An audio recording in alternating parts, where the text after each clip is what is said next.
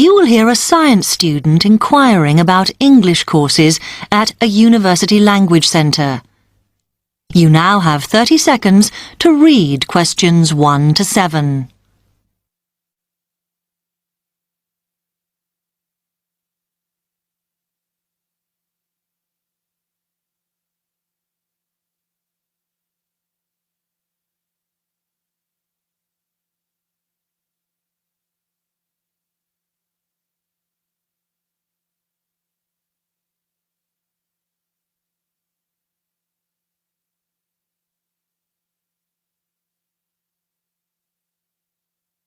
Hi, I've come to ask about the English courses you run for international students. Oh, right. I assume you're a student at the university. Yes, I've just started. Okay. Well, we've got a range of courses. It depends what you think you need and how much.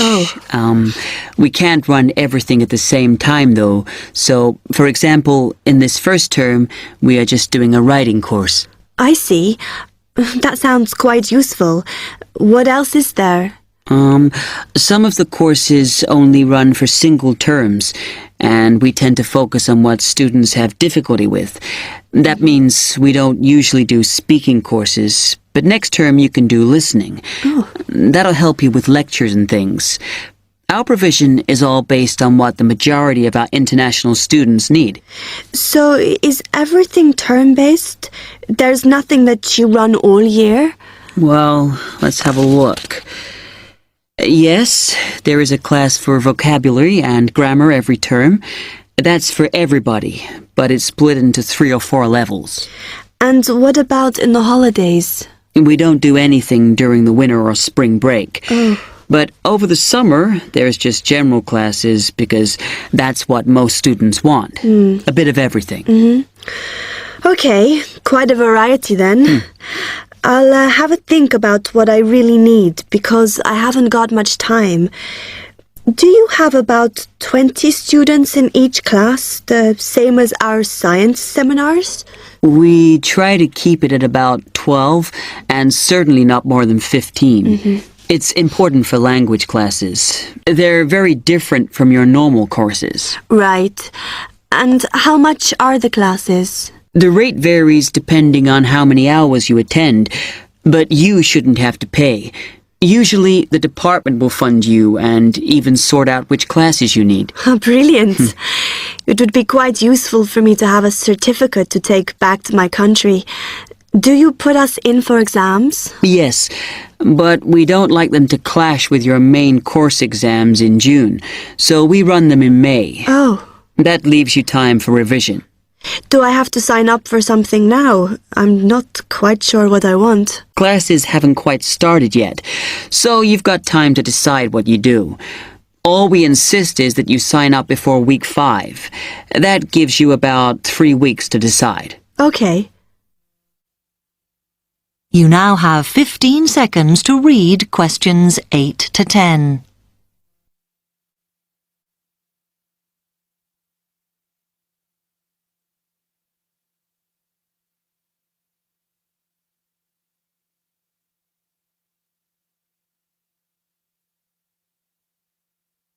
Then, when you've made up your mind, you need to come back here to the administration office to enroll. What do I need to bring with me when I enroll? My identity card, I guess. Yes, or your passport. Then you'll be given a registration form, which you'll have to show to the teacher when you have your first class. Okay. And should I ask my tutor about which classes I should do then? Yes. Then you get a note from him and give that to the desk when you register. Can I use the computers here as well? Yes. You'll be given a password when you go to your first class. So remember to bring a disk with you to save your work on, as you won't be allowed to save it on the hard drive. Okay. Will I need anything else? Dictionary? We've got loads of those here that you can borrow.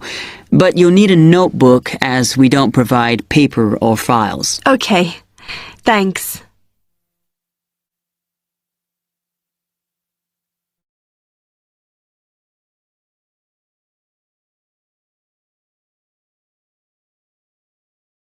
That is the end of part 1. You now have half a minute to check your answers.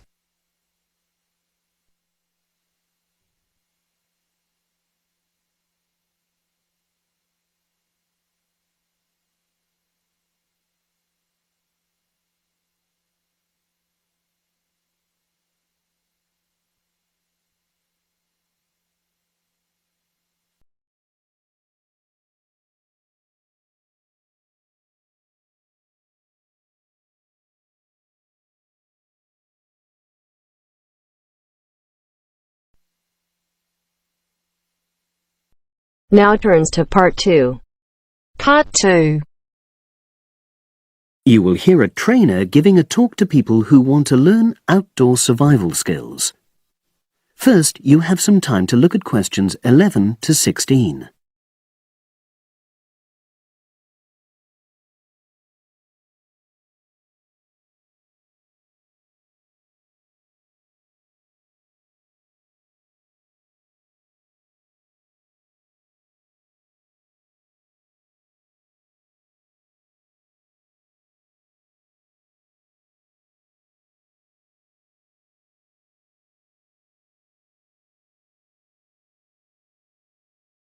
Now listen and answer questions 11 to 16. Good morning, everyone, and welcome to our outdoor survival program.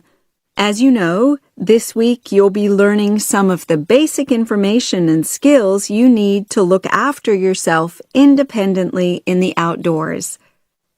These first 2 days will be based here in the classroom, and then we'll be taking a camping trip to put into practice some of the things you've learned. I'm going to start off with the topic of food. And to start with, I'll describe just 2 methods which we'll be putting into practice at our camp, and which make use of natural resources, the steam pit and the bamboo pot. I've got 2 posters here to make things clearer, and I'll start with the steam pit here.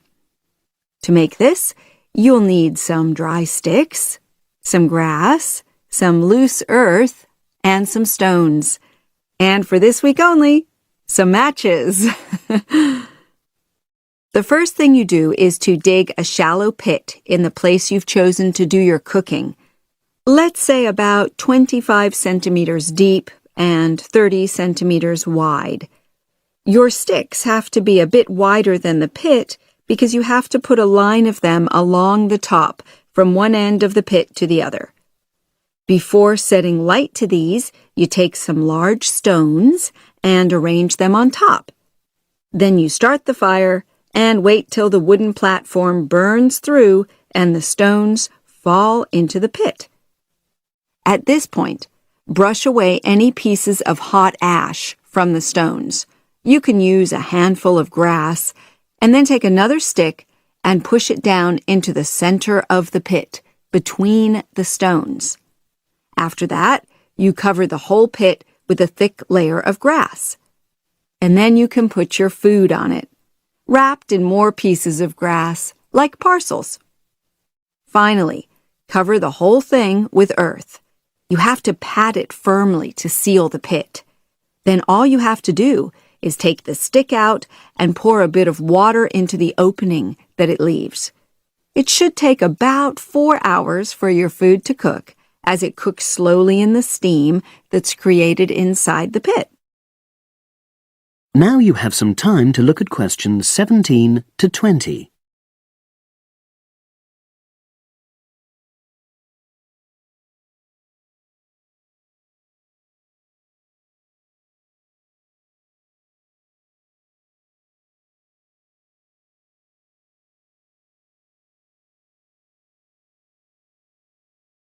Now listen and answer questions 17 to 20. So, simple but effective. The other method you're going to practice this week is the bamboo oven. Now, the steam pit is ideal in certain conditions because the heat is below ground level. For example, if there's a strong wind and you're afraid a fire might spread. But when it's safe to have an open fire, you can use the bamboo oven method. You get a length of bamboo, which, as you probably know, is hollow and consists of a number of individual sections with a wall in between. You use a sharp stick to make a hole in each of the dividing walls apart from the end one. Then you lean the bamboo over a fire, with the top propped up by a forked stick and the bottom sitting on the ground. You pour enough water in the top to fill the bottom section, and then light a fire underneath that section to heat the water. Then you put your food inside the top section, and the steam coming up the bamboo through the holes you made cooks it. I'm going to move on now to food itself and talk about some of the wild plants you might cook. I'm going to begin with fungi. That's mushrooms and toadstools. I'm sure you'll be aware that some of these are edible and they're delicious, but some of them are highly poisonous. Now, whether they're poisonous or not, all fungi that you find in the wild should be cooked before eating, because that helps to destroy any compounds in them that might be mildly toxic. But be aware that any amount of cooking won't make poisonous varieties any safer to eat. Unless you can definitely identify a fungus, you should never eat it. It's not worth the risk. And you need to be really sure, because some fungi that are poisonous are very similar in appearance to certain edible varieties. They can easily be mistaken for each other. So, having said all that, fungi are delicious when they're freshly picked, and although they are only moderately nutritious, they do contain minerals which the body needs. I'll move on now to leafy plants, which are generally... That is the end of part 2. You now have half a minute to check your answers.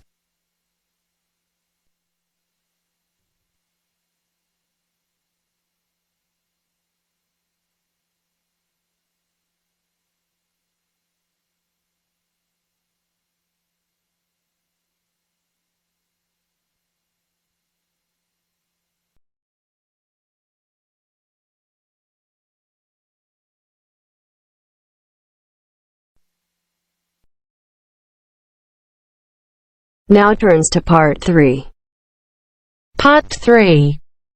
To hear a reporter from the New York Times who is presenting a news report prepared by Dion Searcy and Robert Gebeloff on the topic Middle Class Shrinks, further as more fall out instead of climbing up. First, look at questions 21 to 23.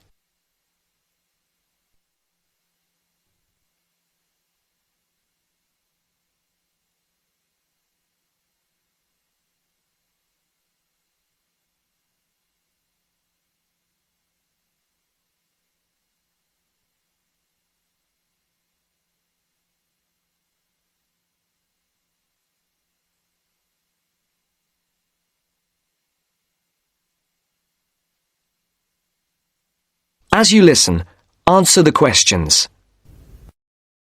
The middle class that President Obama identified in his State of the Union speech last week as the foundation of the American economy has been shrinking for almost half a century. In the late 1960s, more than half of the households in the United States were squarely in the middle, earning, in today's dollars, $35,000 to $100,000 a year. Few people noticed or cared as the size of that group began to fall, because the shift was primarily caused by more Americans climbing the economic ladder into upper income brackets. But since 2000, the middle class's share of households has continued to narrow, the main reason being that more people have fallen to the bottom.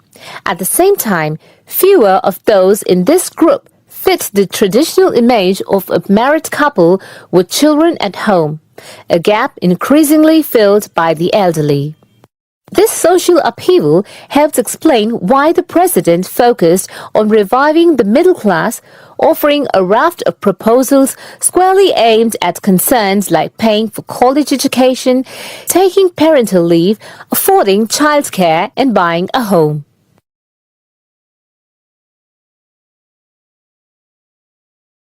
Before the conversation continues, look at questions 24 to 30.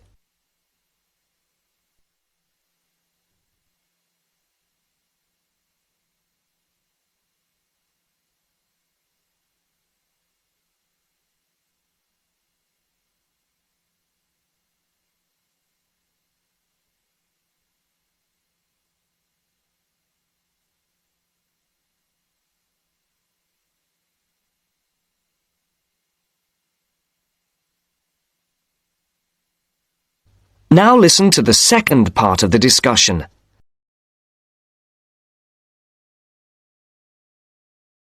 Mr. Obama told Congress and the public, "Still, regardless of their income, most Americans are identified as middle class. The term itself is so amorphous that politicians often cite the group in introducing proposals to engender white appeal. The definition here starts at $35,000, which is about 50% higher than the official poverty level for a family of 4 and ends at the 6-figure mark. Although many Americans in households making more than $100,000 consider themselves middle class, particularly those living in expensive regions like the Northeast and Pacific Coast, they have substantially more money than most people. However, the lines are drawn.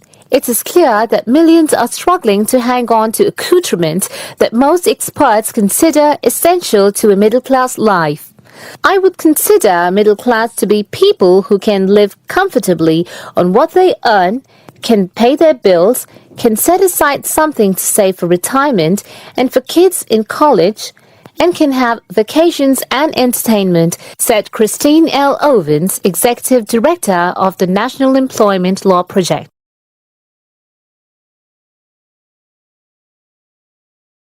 That is the end of part 3. You now have half a minute to check your answers.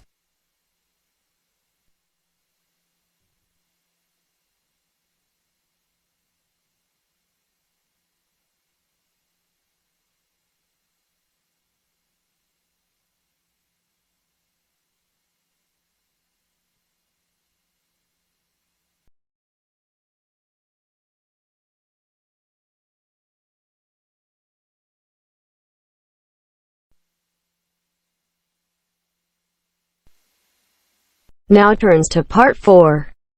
Part 4. This is Jane Frost with this morning's edition of Wake Up with Frost. First, you have some time to look at questions 31 to 40.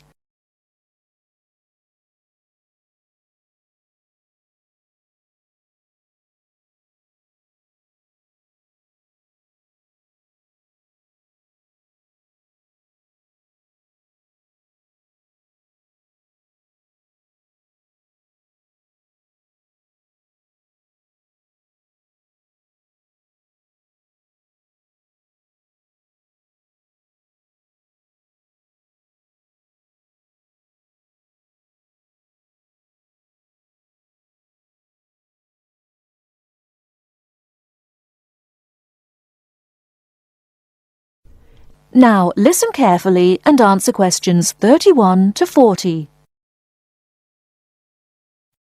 Good morning. This is Jane Frost with this morning's edition of Wake Up with Frost. As you all know, for the last week we've been running a survey trying to find out what you, the listeners, think is the greatest invention of the last 200 years. The response has been amazing, double the amount we had last year, so thanks to all of you for taking part. We've had about 2,000 responses online and about the same on our phone lines. The lines are now closed, and this morning I can announce what the results were. So, here it is.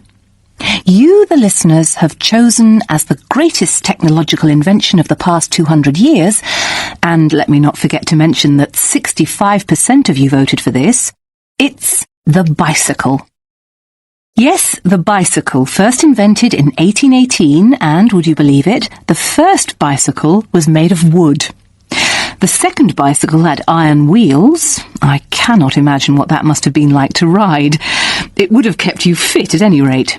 But for me, the best thing about the bicycle was what it did for women's rights.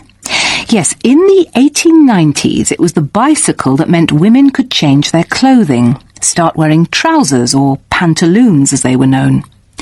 Before then, women's clothes had been really uncomfortable, and I'd imagine quite difficult to breathe in. So, thanks to the ordinary bicycle, it was not only the man who wore the trousers in a home. Instead, women could now feel far more equal to their male contemporaries. And I'm sure you'll agree, the bicycle is a great way to get regular exercise, and of course, it's much better for the environment. And today, over 1 billion people all over the world ride bicycles, and for some, it's their only means of getting around from A to B. So, to all you bicycle riders out there, keep up the good work. Coming in a close second with 42% is the computer. I found out something interesting about the computer, which is that really, this word first meant someone who did mathematical calculations. Of course, today, with the development of the personal computer, computers are being used for everything from home use to business and even digital photography. I don't know about you, but I can't imagine life without a computer now. I guess closely related to the computer is the internet, and this got 12% of your votes. Maybe, like myself, many of you might think of the internet as being the World Wide Web, but actually the web is only one part of the internet. The internet began as part of the United States military network, but it later began to be used by businesses and academic institutions. Of course, today, the internet has so many uses. We use it for shopping online and entertainment, as well as to find information and send emails. But sadly, there is a darker side to the internet, and some of you have sent me emails about this. Finally, with 5% of your votes, is the radio. We think the radio was invented by Marconi in 1896, and he opened his first radio or wireless factory in the United Kingdom in 1898. In 1906, a man called Reginald Fessenden gave the first radio broadcast from Massachusetts. Ships could hear him at sea, and apparently he played the violin. As yet, listeners, I've spared you from having to listen to my guitar playing. But certainly radio is still important. Let's not forget that it was by radio that the Titanic sent signals to other ships. And with the popularity of TV today, I was secretly pleased so many of you had still placed importance on the radio. So, there you have it, the results of our survey. I think there are still important inventions that were not chosen but deserve a mention. Nuclear power and, of course, communications satellite, something which I am certain will continue to change the face of how we communicate with each other over both long and short distances. In fact, for me, the mobile phone is one of the greatest inventions of the last 200 years, if I think back to my first phone and then I look at what is happening now. Children born today will probably be more likely to have their first experience of the internet on a mobile phone screen rather than a computer monitor. Some of the new mobiles that are now being sold make it just as easy and as quick to find information on the web as on a computer. And let's not forget that mobiles now have digital cameras, word processing facilities, so you can type all your documents, and even personal organisers. I think it's quite possible that the mobile may even replace computers one day.